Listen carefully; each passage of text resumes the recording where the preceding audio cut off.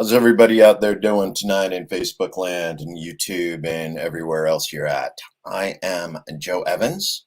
I am the treasurer for Kind Idaho. Yep, see it right there, Kind Idaho. Yes. And tonight on Kind Idaho Live, what I want to talk to you about is our year in review. Now, it's been a rather tumultuous year for us. Our first year as an organization, as a structure. And of course, the first year is always a little bit problematic because there's the learning curve. What are we doing right? What are we doing wrong? Where did we make mistakes? And how can we fix those? What can we do moving forward? That's part of what tonight's talk about is what we can do moving forward.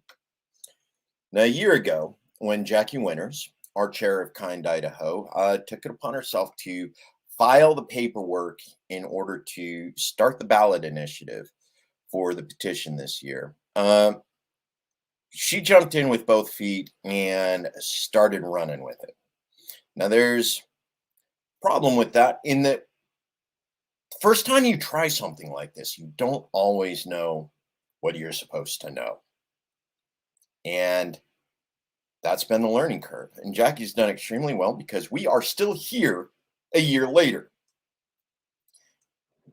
Now, one of the things we did this week, and the reason why it was such a busy week, is we actually contacted a lawyer and we are going through a restructuring process. Jackie, a year ago, thought that we were going to be able to do this in a one and done and, be able to move forward with it. And as we got closer and closer to the deadline, we realized there's more to the fight than just getting it on the ballot. There is significantly more to the fight.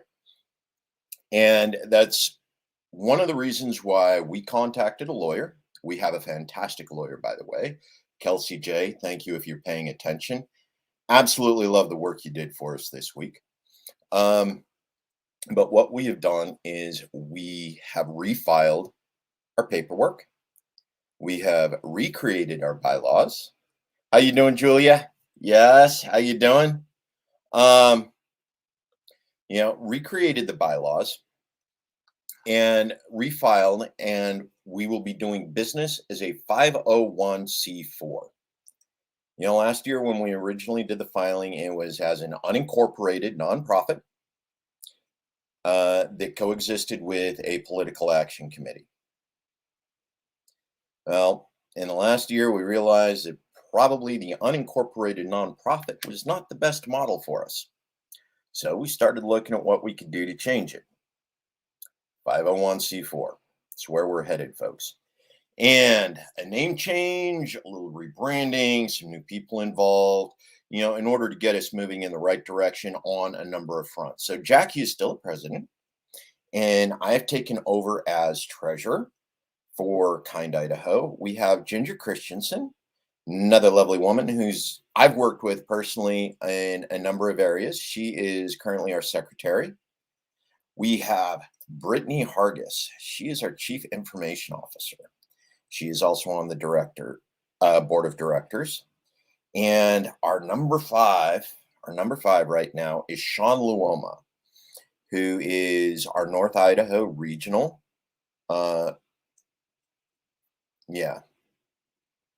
North Idaho regional coordinator.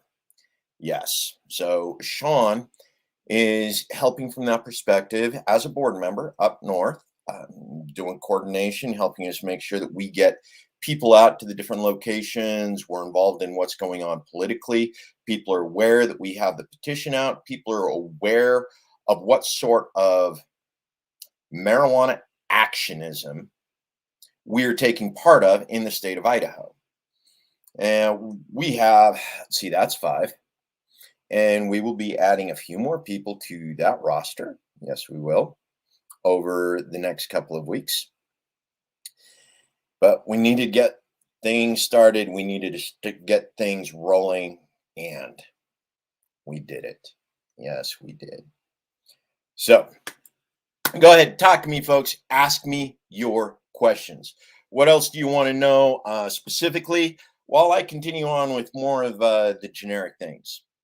So talking about marijuana activism here in the state of Idaho. Now, this is interesting. Reason why is because, from a marijuana perspective, the state of Oregon State University, actually, go Beavers, as it was the Beavers, not the Ducks.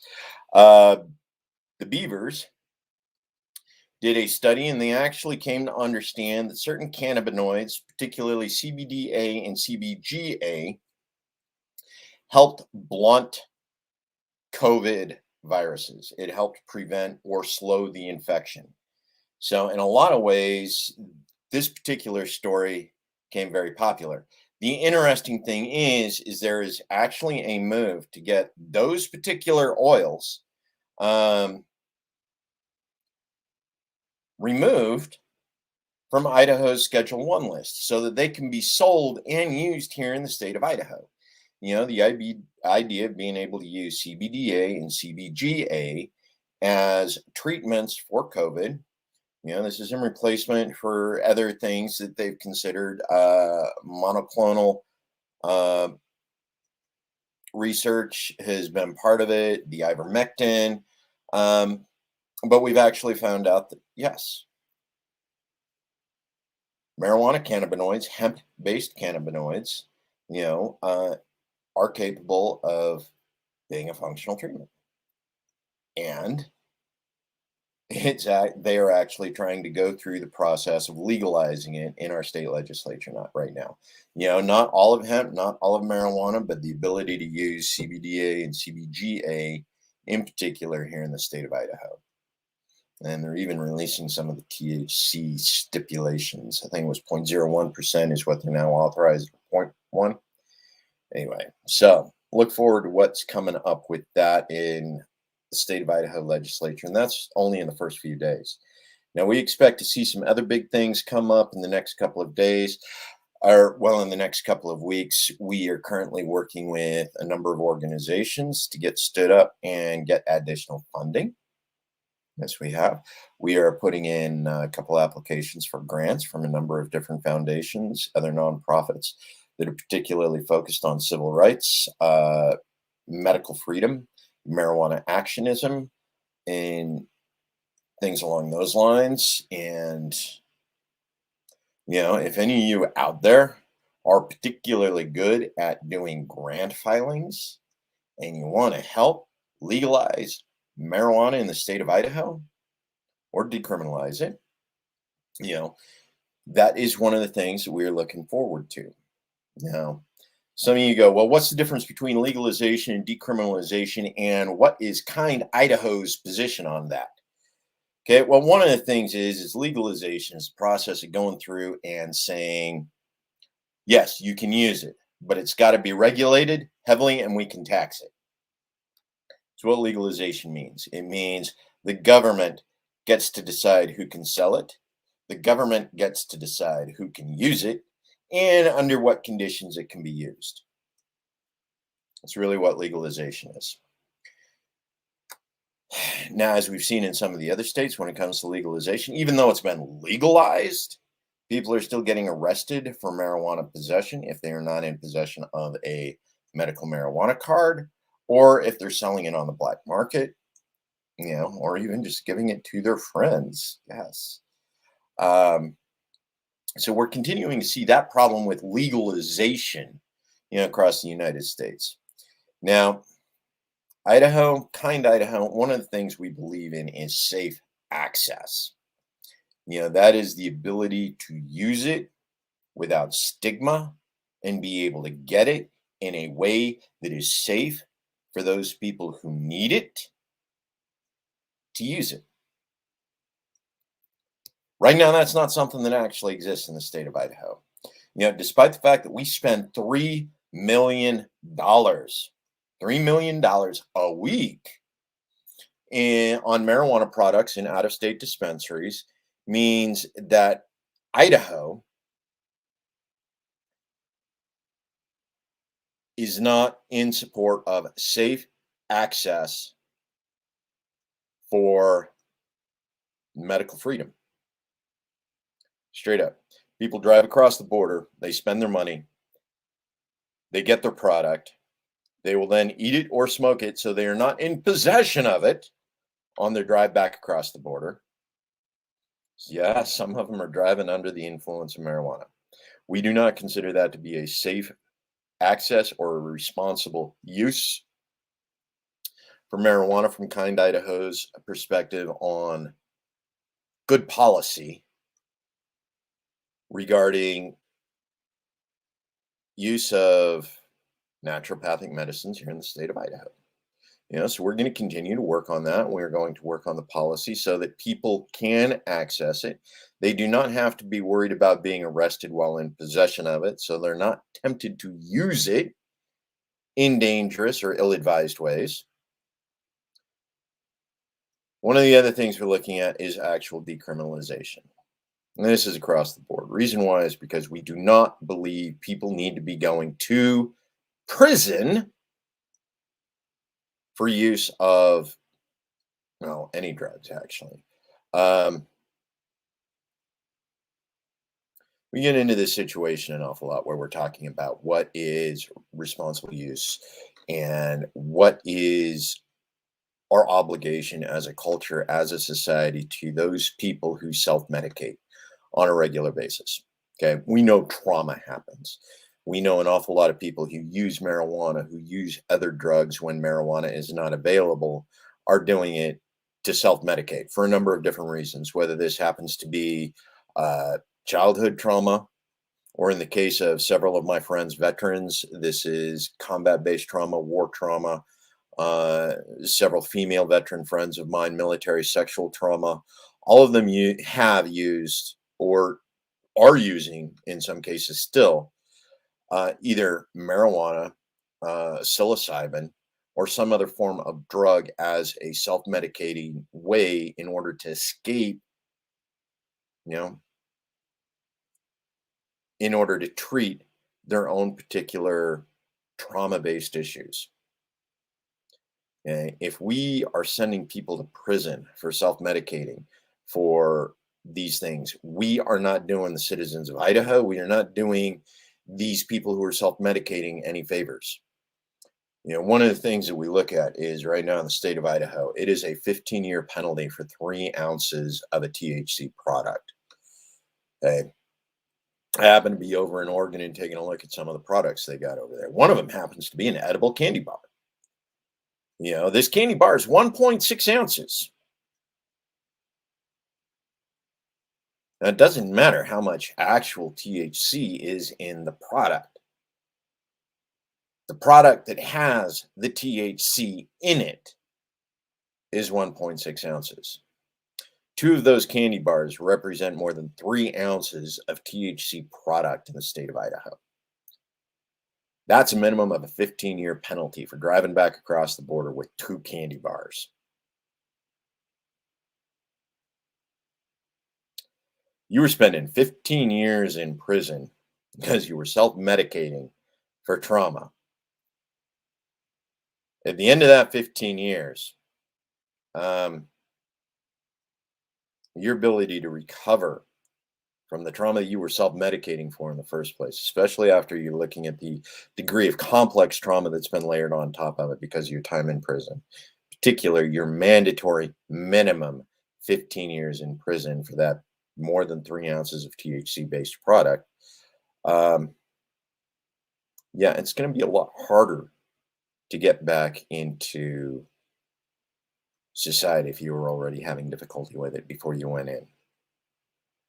Again, this is part of what good policy is, and it's one of those things Kind Idaho is going to start advocating for heavily, particularly in legislative sessions, being able to work with our legislators to say, look, better policy makes a better community. We keep people out of prison. We keep people in the community. We keep people with the people that support their recovery. That's good policy. And that's one of the things that we believe in as part of Kind Idaho. And we're going to continue to see significant amounts of that as, we go on. Now, one of the big things that we had a year ago when Kind Idaho started up was there were an awful lot of influences within the marijuana community in the state of Idaho, and there really were. Kind Idaho was brand new. We had some established people who were part of the process. Um, yep, absolutely. KindIdaho.org needs your help. Go to the page, volunteer. You know what? I'm going to go ahead and pull that up here. Secure, Act Blue, donate, Kind Idaho -1. That is our donation page. Go there, donate. Help us succeed. Help us go into this next year strong and prepared for what's coming forward. It's not that hard, folks. Medical marijuana, big green cross right there. See it? Compassion, Kind Idaho. It's what we're here for. Good policy, Kind Idaho, compassionate care. It's about actionism to make sure that all of this is available to you, that you have the maximum scope of medical freedom in support of what's going on. Yeah, Ed Grimes, good guy. And Jackie, absolutely, definitely working on it. So some of the things that we had a problem with a year ago as we were getting set up is there were people who represented themselves as Kind Idaho. They asked for money on behalf of Kind Idaho. They asked for volunteers on behalf of Kind Idaho. They misrepresented themselves and they misrepresented us as an organization. They said things, they did things that Kind Idaho never approved of, never supported, never believed in. Kind Idaho is its own organization. Now, while we are part of the cannabis community in the state of Idaho, we don't share all of the same values that several of the other organizations do. And as such, that's one of those things why I'm coming here today, particularly to put the call out. Okay. We are Kind Idaho. Nobody else. KindIdaho.org. It's where you get a hold of us. Secure, Act Blue, donate at KindIdaho-1. It's where we're taking donations. Nobody's taking donations for us, no matter what they say. Kind Idaho is its own organization. It has its own infrastructure. You want to support medical cannabis in the state of Idaho, medical marijuana, you come to us. We're here. It's that simple, folks. Kind Idaho. Nobody else is working for us, working with us. We are here to do the right thing by the community, to support the activism in the community, to be transparent in the things we do for the community. If you donate to us, it gets reported to the Secretary of State. If you donate to Kind Idaho Inc., 501c4, it gets reported to the IRS. It's about transparency. You want to know where your money goes, how we spend it, what we do with it, how we are using your money for our community. It's all there. It's all transparent. Secretary of State, once a month, we file the report with them. Where the money came from, where the money's going. This quarter, we file the report with the IRS. Where the money came from, where the money's going.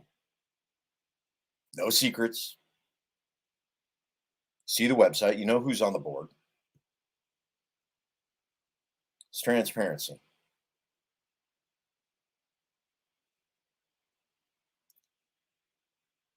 Work with us. Help us. Spread the word. We are the real deal. 100%, man. 100%. And we are going to do our best to make sure that medical freedom, in the capacity that you have your access to these things that you know that work for you, whether that's a pain management program, whether that's based on new research coming out of Oregon saying CBDA and CBGA are promising prospects for COVID relief and other viruses. Yes, not just COVID, but other viruses as well. Whether or not you have access to it for your glaucoma, whether you want to use it as part of your psychotherapeutic treatment for trauma. We are working to make sure that you have access to the best healthcare possible by giving you access to these things that have been illegal in the state of Idaho for over 100 years now. We have been denying residents of Idaho the best possible medical care for several of their conditions for over 100 years. It's time we put an end to it. Prohibition does not work, folks. And right now, prohibition is killing people in the state of Idaho.